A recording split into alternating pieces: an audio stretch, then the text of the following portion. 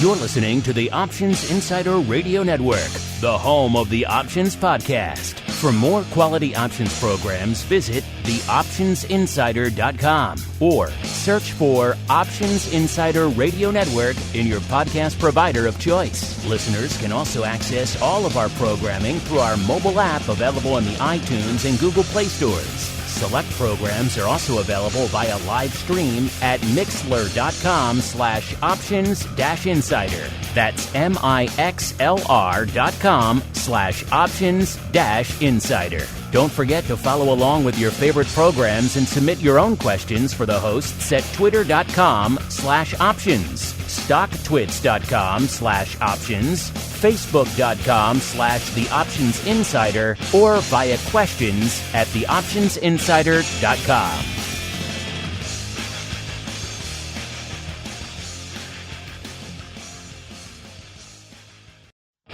This episode is sponsored by Demand Derivatives, a startup futures exchange and clearinghouse trading the world's major assets in a creative new way.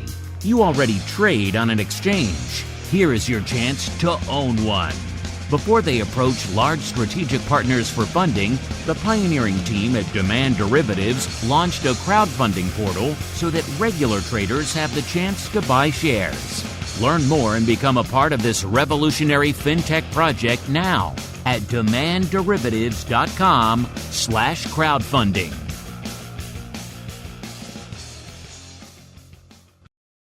You wanted it, you got it. A radio program that helps teach you options trading inside and out, basic to complex. This is Options Bootcamp. Whether you want to learn how to protect your portfolio, generate income, or even become a master of volatility, the Options Bootcamp drill instructors will break it all down for you. Now, let's get you into peak options trading shape. Here are your Options Bootcamp drill instructors. All right, everybody. That music can mean but one thing. It is time once again for the old Options Bootcamp, the program for you, the busy, the active, maybe sometimes confused retail stock trader. Maybe you're dipping your toes into options for the first time. Maybe you've done so. A lot of you have done so on your own this year, and you're looking for a little bit of guidance, a little bit of help. Either way, we got you covered. My name is Mark Longo from theoptionsinsider.com, as well as, of course, from this fine network upon which so many of you are mainlining these days. Remember, you like what you hear? This show, anything else we do on the network, keep those reviews coming.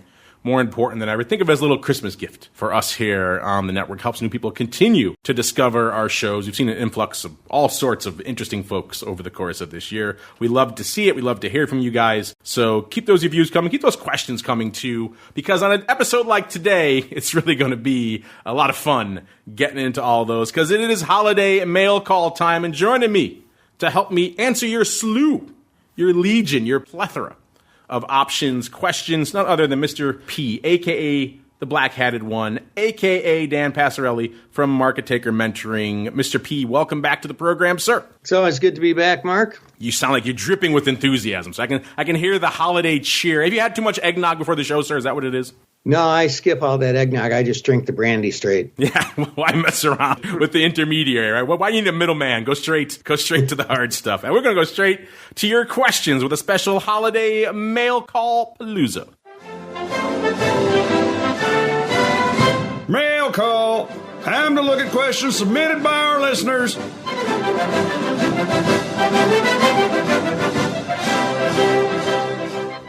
All right, let's do it. Let's get mail calling. Let's kick things off. Dan, actually, sometimes I like to turn the spotlight back upon the listeners. We did that recently here. A lot of people have been asking us about what's going on with vol, what's going on with VIX and spikes and VolQ and all these products. You know, the markets are at or near all-time highs, yet they remain fairly elevated, most of them in the 20s out there right now, which is not what you usually associate with all-time highs in equity indices. So we thought we'd turn the question back to them, Dan. We asked you quite simply, markets are at all-time highs across the board, VIX, spikes, VolQ, whatever. They all remain elevated. Quite simply, we want to know why. And we gave you 3 alternatives with some others you can write in. We gave you pandemic fears. We gave you stimulus concerns.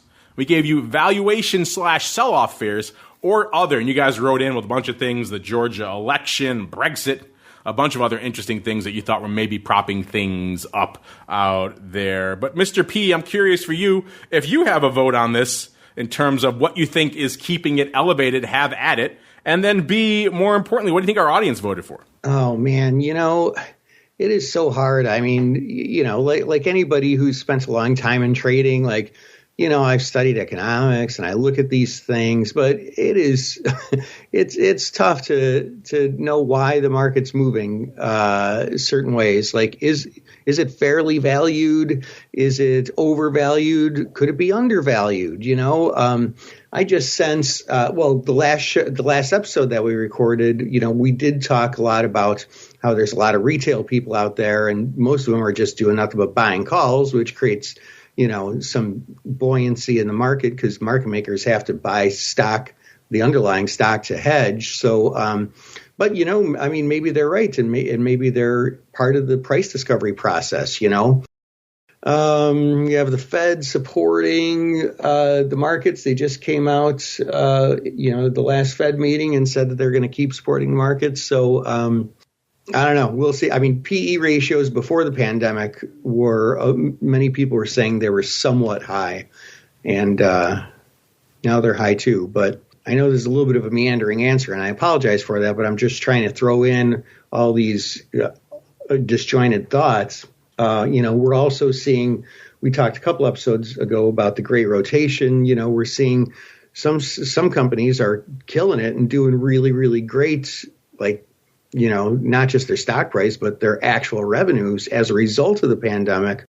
And they're factored into, what we generically call the market as a whole too. So, I don't know. I mean, I wouldn't be surprised if we just continue going up from here, and I wouldn't be terribly surprised if there's somewhat of a pullback.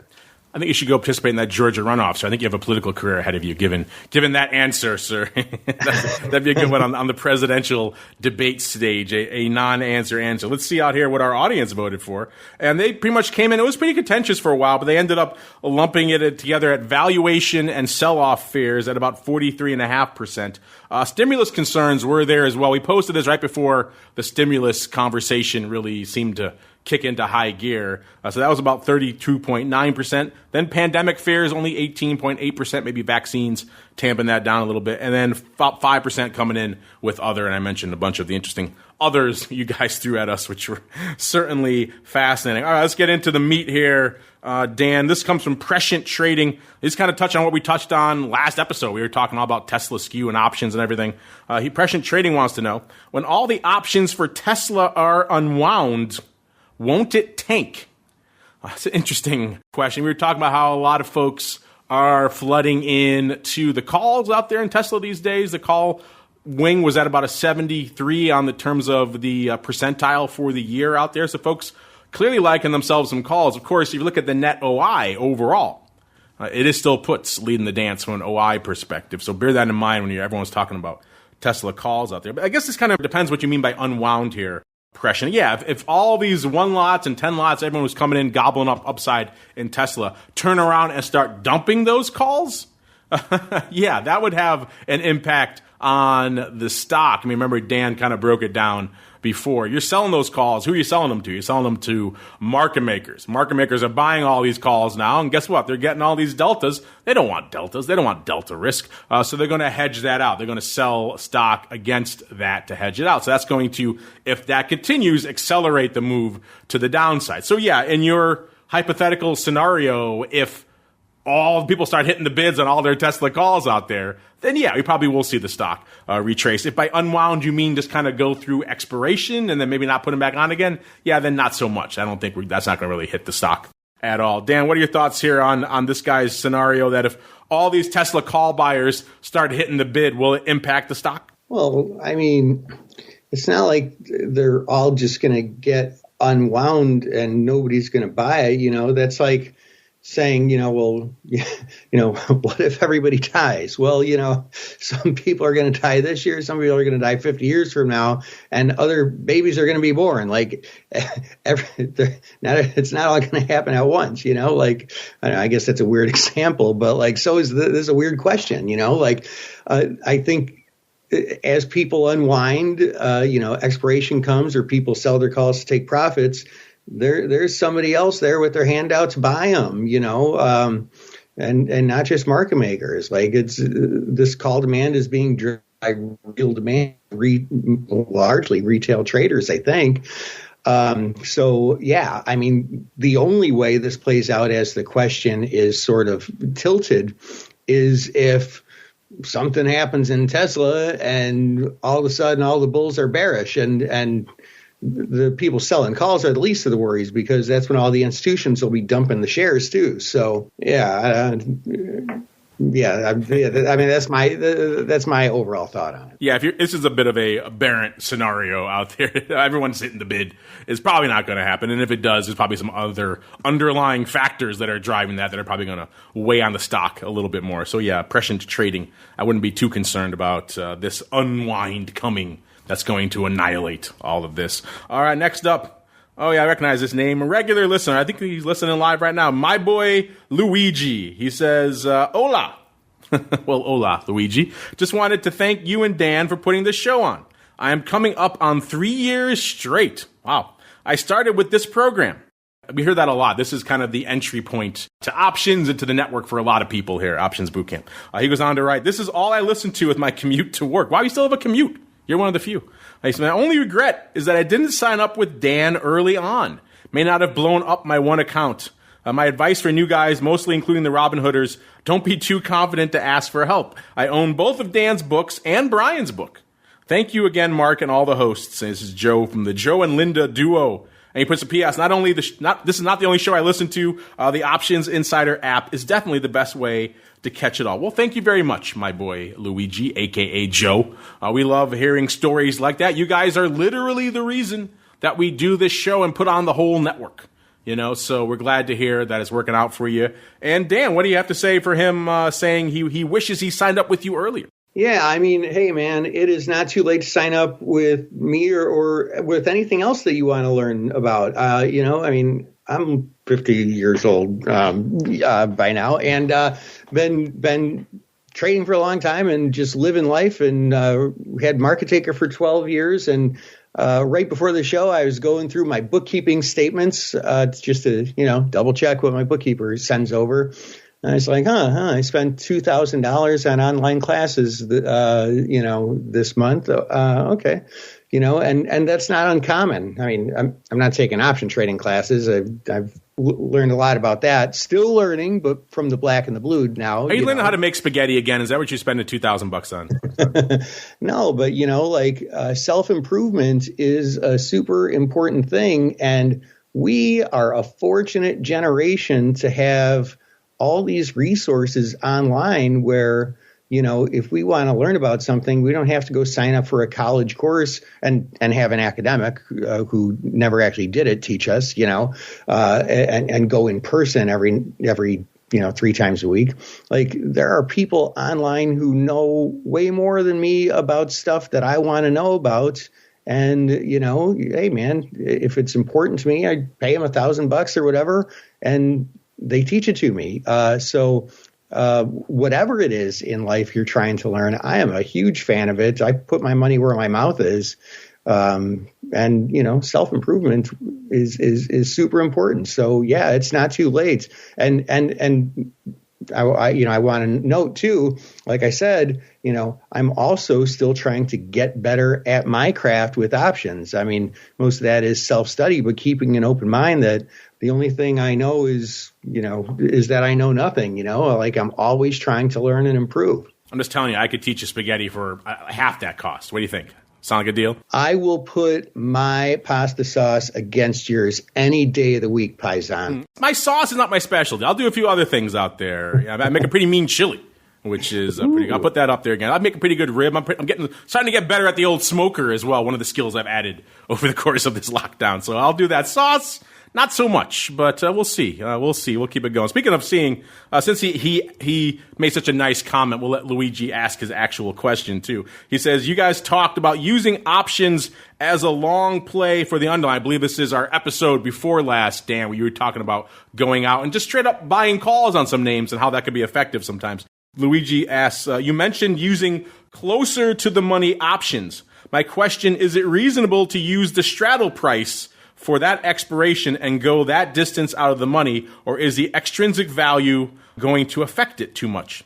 Also glad to hear the lobster is back. Was worried about it. I don't know. We haven't heard from the lobster in a while. I know he was under the weather, so he's not technically back yet. So we'll have to see how he's doing. Hopefully he's not under the weather anymore out there in his great fortress of Maine. But yeah, Dan, this goes back to what you were talking about before. We don't often advocate for this, but you kind of discussed it on the show recently about a simple, more straightforward approach to just using call options. Do you like this way to do it? Use the straddle for whatever month you're picking, and then go that far out of the money to pick your call strike? No, I mean, not really. I think there's better ways to do it. Well,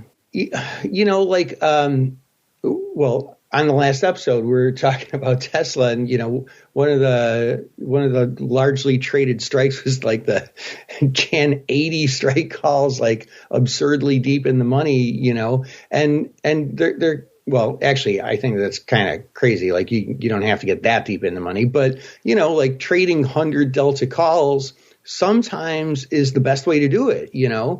Trading at the money calls sometimes is the best way to do it. Trading the cheapy lottery tickets sometimes is the best way to do it, all for long call positions. It's just really situational. And, I know when you're first starting out, it's like, well, what the hell does that mean? Like, what is the situation, But like the more experience you get, the more you can really fine tune and tailor that attack, like that very specific trade that accomplishes what you're trying to do, and if you're new to trading too, like that might sound weird too. Like what you're trying to do, I'm trying to make money. Well, oh yeah, everybody's trying to make money, but how are you trying to make money? Like what is your plan? Like what do you see that makes you think this could happen and us all get in here and get out there, So no, like as a rule, using a straddle price or a certain delta or a certain anything, I think ends up being an oversimplification. Yeah, plus, as I recall from your strategy that episode, you wanted a little bit closer to the fire. You wanted a little bit more meat on those bones, right? You didn't want to go that far out away from at the money. If you're going to do that, you might as well do like an iron condor or an iron fly or something and get the wings going. But I think Dan wanted a little bit more meat on those bones. Am I correct, sir? Yeah. I kind of forget all the details we were talking about. It kind of vaguely rings a bit of a bell. But yeah, like there are a lot of times when you want that really high gamma, because it's going to be a short-term play, and you want it to go from where it is now and have that delta grow in your favor, and you're not so worried about time decay because it's a short-term play, and sometimes you want something different. Remember, listeners, Dan has suffered significant head trauma, so his long-term memory show to show not the best. So bear that in mind as you're asking your questions. Next up, we got a little bit of a comment. Mikey, he's a smart person. He agrees with me. Mikey says, I agree with Mark. You are a genius, sir. Mando is an awesome show. Yes, you are correct. The Mandalorian, talked about it. I think we had a listener question a few episodes back about how awesome is The Mandalorian. Yes, the answer is it is awesome. And you can always tell a very smart person, nay, indeed a genius, because they agree with you, which is why Mr. P, we don't always see eye to eye on the show, so maybe not the smartest knife in the shed. What do you think, sir? Dude, no, let me tell you, when we talked about this last time, if you remember, Mr. Short-Term Memory Loss, if you remember, I said that I did not see the show yet, and here I am, you're maligning me and slandering me over here, and I just said you had severe head trauma, that's all. I'm just about to give you like such a nice compliment to my good friend Mark over here. Goodness gracious. All right, go ahead, proceed. What is your compliment for me? So, periodically, like anybody else, like Kathleen will go through the bills and be like, I don't know, should we cut anything? And so we made the switch to get rid of our stupid DirecTV and go, all digital or whatever. And so we decided, because it was like a difference of a couple, like $1 or $2 extra a month, to get Disney Plus, largely based on Senior Longo's recommendation of The Mandalorian. And we Kathleen and I both started watching. And Kathleen's, she's not into like sci-fi or that kind of thing. And we actually both really love this show. We're still in the first season, 5 or 6 episodes in, but that is a solid show. I love it. And Baby Yoda is so darn cute. See? Just follow my lead, sir. I will lead you in good directions, including cheap ways to make spaghetti. But I'm glad to see you're liking. I gotta just give you this one nugget for anyone else out there who's in your boat who's just in season 1. Season 1 is awesome. Can I just tell you, season 2, they turn it up to 11. I'm just going to put it out there. It is even better than season 1 in just about every way, shape, and form. Bigger, more epic, crazier characters, new characters from the past coming. It's gonna be fun to watch your arc through this. You're probably gonna have some questions for me, and I will promptly route them to my 12-year-old who can answer them all for you in terms of who the characters are and stuff. But there's a lot of characters coming in from old school Star Wars and new school, which is fun. We can spend the rest of the show. But what do you think? We have a Mandalorian spin-off show on the network. What do you think, Dan? I think we should. That would be a good option. That would be a hot show. I think people would tune into that. We'll call it the Baby Yoda Files. I'm not sure there's no trademark associated with that. It should be pretty easy out there. All right, we could talk Mando for the rest. What do you guys think? You guys like Mando? I know some of your listeners have already weighed in. You say you like it. It's good stuff. Probably the only good thing. I haven't seen the Mulan movie, but one of the few good things on Disney Plus right now. But that seems to be changing if you look at Disney stock prices, any indication. All right, next up, Inkle wants to know, new to the show and to options. Well, welcome, Inkle. You are far from alone these days. He or she's asking, are VIX options appropriate for beginners, or should I start somewhere else?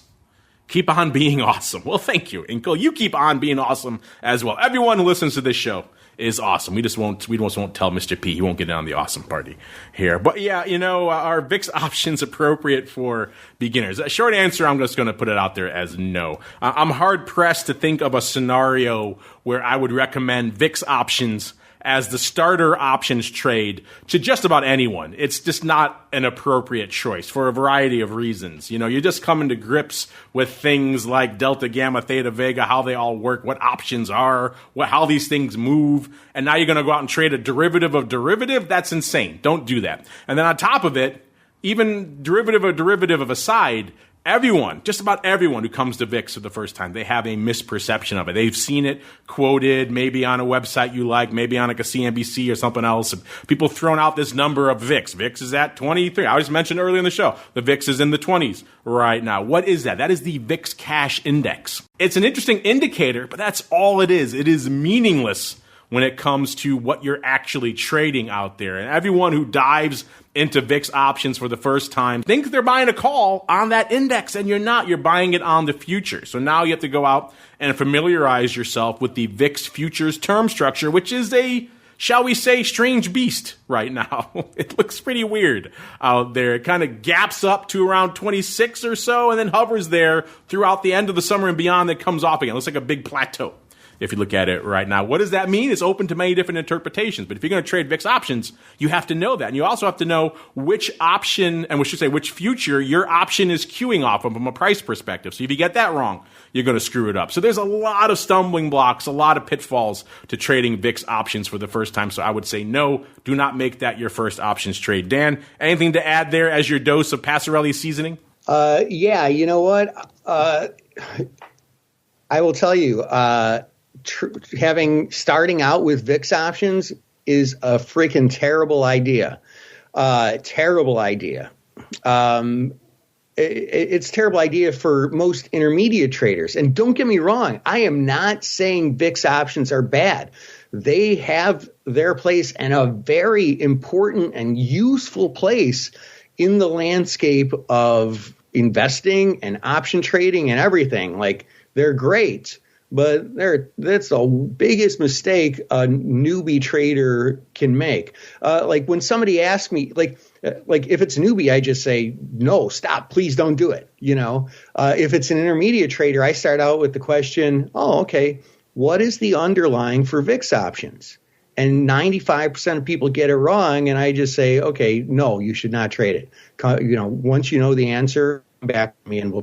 Yeah, so we all agree. That's one few times Dan and I see eye to eye. Interesting. So you could tell he's a smart man today.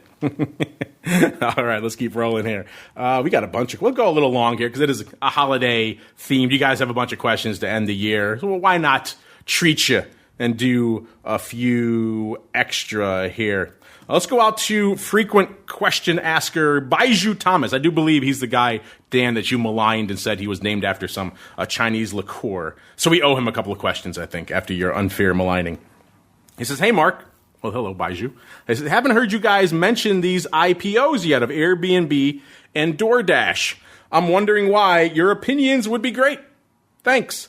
Well, Baiju, there's a couple of reasons we don't really dive deep into IPOs right away. First off is that they're not optionable right away. Typically, it used to be at least a couple of weeks for the options to be listed on a name, and usually a lot longer than that, sometimes months. That was back in the old paradigm, though, when exchanges weren't all for-profit public entities and they weren't all fighting for every sliver of market share, and also when they needed any little boost they could get to their bottom line. So now they've fast-forwarded that process. The exchanges, usually CBOE leading the way, sometimes other ones, and OCC are able to list these and get them approved and make them optionable a lot faster. We've seen them as soon as, about 5 days or so, about a week is usually the quickest I've seen that turnaround. And actually, your question has good timing, Baiju, because DoorDash, not optionable yet, which is why we haven't talked about it, but Airbnb options just went live today. So we do have a little bit of grist for the mill there. I pulled it up right before I looked at your question here. There's decent paper. There's about 63,000 contracts on the tape as of a little while ago. It looks like the top trades all premium buying, which is not really a surprise, all through the offer, too. The Jan 160s and Dece 140s were leading the dance coming into today's show. Let's see where Airbnb is trading right now. It's at 139 even. So the Dece 140s make a lot of sense. That's the at-the-money strike right now. The Jan 160 is a little bit more optimistic. They were both buying out there. There wasn't a ton. It was about, I'd say, 6,000 or so each of those on the tape. A lot of it in smaller chunks, like 200, 300, 400 here. So kind of interesting to see smaller chunks breaking off as part of these larger trades to just gobble up premium out here. Another reason we don't talk about IPO options too often is usually these things shape up pretty much the same way all the time. These names are hard to borrow in the outset because there aren't a lot of shares available. So what happens in the options? People use the options as a surrogate for shorting the stock. They're going to sell calls and buy puts, and you're going to see cheap premiums in the calls. You're going to see extreme bids to the puts. So people are using them as a way to get synthetically short stock at the end of the day. They're getting liquidity in the options that they can't find easily or access easily in the stock. And so that's usually what we see. We're not seeing that right now in Airbnb, which is kind of interesting. That makes it maybe a little bit aberrant just for that reason alone. People aren't just crushing the calls, they're actually buying them. So that's maybe why we're in a little bit of an interesting scenario out here. Dan, any thoughts here on these recent IPOs, DoorDash or Airbnb, or just the notion of what goes on around stocks when they IPO from an options perspective in general? Yeah, I mean, like, the reason why we haven't talked about them, like you said, Mark, is, I mean, this is an options show, and, you know, there weren't options since our last show, I don't think. So, yeah, you know, I mean, and, you know, everybody's good at some things and not good at other things, and I'll be the first person to tell you that there are other people who are way better than me at, like reading financial statements, you know, the P&L and, you know, cash flow and blah, blah, blah, all that stuff. People way better than me out there. That's not, you know, something I would consider myself an expert in.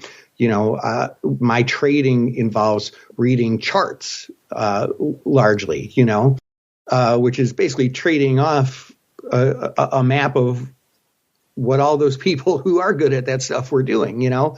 And, you know, like you look at a chart of Airbnb and there's like, what is there? Like 4 big fat bar, like where's the moving average? We're going to look at the 2-day moving average, you know, like there's not a chart to look at yet. So, even that Airbnb does have options, it's still going to be a while before most of the option trading strategies that we work with our traders on, you know, our students on, can really execute. You know, all that said, I feel like they both seem like nice, pretty good companies, and I bought a little bit of both of them. Look at you gobbling up IPOs there. So you're buying stock or you're buying the options? But you can't buy options on one. So you bought stock on both of them. Interesting, Mr. Yeah, stock on both of them. I think the day after Dash came out. which I think was the day Airbnb came out, if I'm not mistaken. Yeah, so these are interesting. We don't really get into overall valuations too much here on the network, which by you, if you've been listening to it for a while. I think one of these makes a lot of sense to me, the DoorDash, because everyone and their mother is using this, so they're dumping their stock to the public, a.k.a. the greater fool, at the height of their popularity. That makes total sense to me. Get out while you can. From an underlying perspective. Airbnb makes a little bit less sense from a timing perspective. I think longer term it might make some interesting sense, but doing it now when they're kind of at the nadir of, I got to imagine their service, I mean, outside of maybe some cabin rentals here, who's actually renting other people's houses right now? Probably not a lot of it. So that one makes a little bit less sense to me. The DoorDash, though, of course, very hot right now. Will it stay hot once the pandemic lightens up a little bit? That's the question. But the interesting stuff I want to see when the options list on both of them, so we have more meat to break down. All right, Dan, let's wrap it up with this one here. This is for you. This comes from McDougal. McDougal wants to know, what does Dan think about Bitcoin options? Obviously, Bitcoin, another timely question. Bitcoin just blowing through the 20,000 level yet again. Obviously, we have a lot of shows on this network that talk about that. Crypto Rundown, check it out if you're interested, every Monday, listeners, as well as you touch on it on Twifo sometimes. So I've had numerous opportunities to weigh in here on all things Bitcoin options. Dan, I'm curious, what are your thoughts here now that Bitcoin's blowing past its all-time highs about Bitcoin options trading? Yeah, it's an interesting question. I don't know the answer. When VIX was really in its heyday, the last time it was flirting with 20,000, I was trading some of the spot. I even had a mine for a short time, but I got rid of it. I'm definitely intimately familiar with it, and I get it, and I'm open-minded to it. You also have to consider it's something that some dude who we don't know who he is sat in his, probably in his mom's basement and came up with this idea to trade this thing that you can't really do too much with. So it's kind of weird. Is there a utility for it? Because anything that is an asset has a value that is not, which is different than price, and I don't know what that value is, but, there could be a value one day, and that's what the speculation is, just like any stock. You look at tech through the moon, but it's that way, at least in part, because people recognize that it's the birth of a whole new thing, and it's a leader in that whole new thing, and it could have extreme value one day, and they're getting ahead of the curve. So I feel like I'm doing a lot of hedging today, but these are pretty thought-provoking questions, that just don't have those simple answers. And frankly, it's kind of fun to talk about, and for me to learn by my own answers as much as anybody else, Well, we're all learning about Mr. P a lot on the episode today, including himself. We learned that he used to mine Bitcoin. He spends $2,000 learning how to make spaghetti, and he loves The Mandalorian. Does that sum it all up, Dan? We learned a lot about you today. That's basically it. No, I don't need to learn how to make spaghetti. I've been doing that for 30 years, and I got it down to a freaking science, Mark. Perhaps I have unfairly maligned you there, sir. So yeah, get to know Dan on this episode of Options Bootcamp. But that music means we are done getting to know him and answering your questions, unfortunately, for this episode and probably for this year. I don't think we have a chance to squeeze in any more here before the end of the year. We'll have some more in the can that'll probably hit you there as well. So if this is the final episode of the year, I want to thank all of you out there for making Options Bootcamp and the whole network just such a success here in the year that was a dumpster fire of 2020. One of the highlights was seeing so many new ears joining us here on the network and on our website on the eyeball side and everything else. So we appreciate all of you. We love you all. Keep those questions, keep those comments coming. Everyone's asking about, hey, do you offer services and alerts and maybe some more premium type offerings and things I can subscribe to?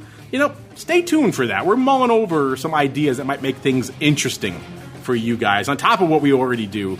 Something interesting for those of you who want to kind of go to the next level. So stay tuned. Stay tuned on that front. Before we go, Mr. P, do you have any final words of wisdom or thoughts you want to share with our audience here as we wind down the amazingly awesome year that was 2020, sir? Yeah, you know what?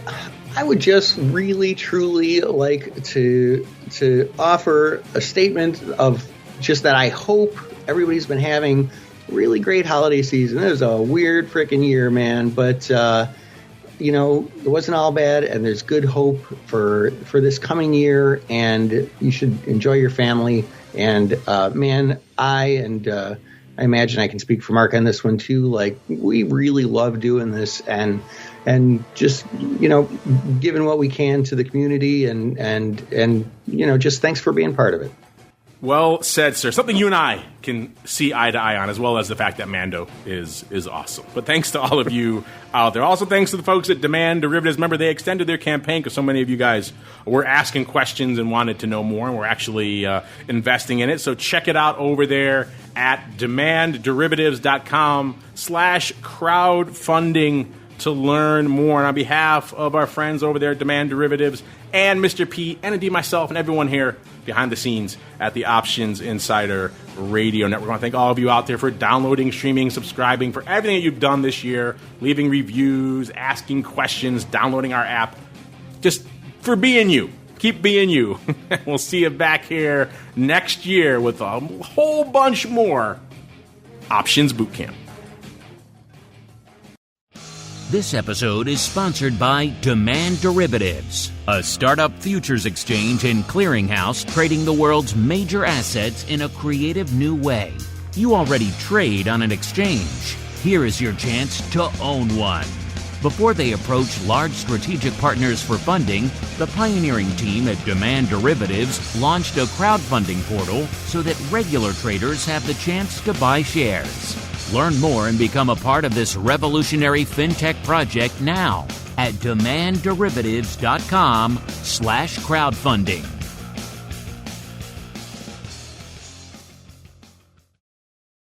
You're listening to the Options Insider Radio Network, the home of the Options Podcast. For more quality options programs, visit theoptionsinsider.com or search for Options Insider Radio Network in your podcast provider of choice. Listeners can also access all of our programming through our mobile app available in the iTunes and Google Play stores. Select programs are also available via live stream at mixlr.com/options-insider. That's mixlr.com/options-insider. Don't forget to follow along with your favorite programs and submit your own questions for the hosts at twitter.com/options, stocktwits.com/options, facebook.com/theoptionsinsider, or via questions at theoptionsinsider.com.